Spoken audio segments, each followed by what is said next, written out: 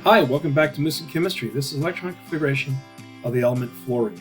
Fluorine is the number 9 element on the periodic table, so it's going to have a 9 for the atomic number. And its atomic mass is going to be 19. All right, so since the atomic number is 9, we're going to have 9 protons. And since fluorine is an electrically neutral atom, it has to have 9 electrons. Well, what about the neutron count? Well, the neutron count is AMU, right, minus protons equals our number of neutrons, right? So we go 19 minus 9 equals 10 neutrons.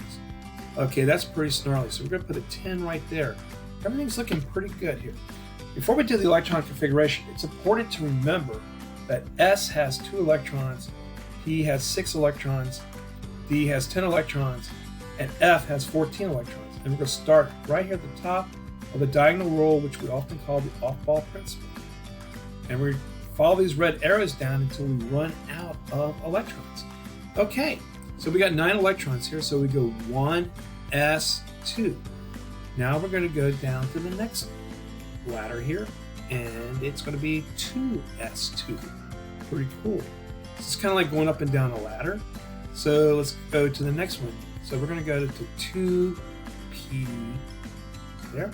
And we're going to stop there because 2p can hold up to 6 electrons. And all we need is 5 more electrons to finish up. So we're going to call this 2p5, right? Because 2 and 2 and 5 make 9, which makes 9 electrons. So that's our electron configuration. Okay, let's look at our orbital notation, which deals with Hund's rule. So remember that Hund's rule says you have to put an up arrow in every suborbit before you can start the down arrow. Well, S only has one suborbit. So we go up arrow and then we go down arrow. 2s, right? It's going to go up arrow and then down arrow.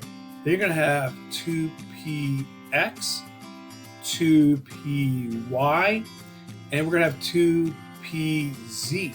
So let's count our arrows. 1, 2, 3. Okay, they're going up. Now we're going down. 4, 5. Pretty snarly, huh? Well, what about our noble gas notation? All right. Now, some people like to think that the noble gas for fluorine would be neon, but it's not. You can't use the elements after the element that you're trying to find for the noble gas. So what you're going to do is you're going to use helium instead. So He right here, okay, it's going to be helium. And then we're going to look at our valence shell. Now, our valence shell is our last shell in our electron configuration. And there it is. It's going to be 2s2, 2p5. Pretty darn snarly. Well, our last thing we're going to look at is our quantum notation, our Qn. It's got 4 numbers, N, L, M, and S. Well, fluorine happens to be in the second period, so we put a 2 there, right? Snarls, huh? And since it's in the P block, fluorine is way over here in the P block, right? So it's going to have a P value of 1, so that's the L value. And now our magnetic number here. Now remember we use -1, 0, 1. And then we go repeat the pattern, -1, 0.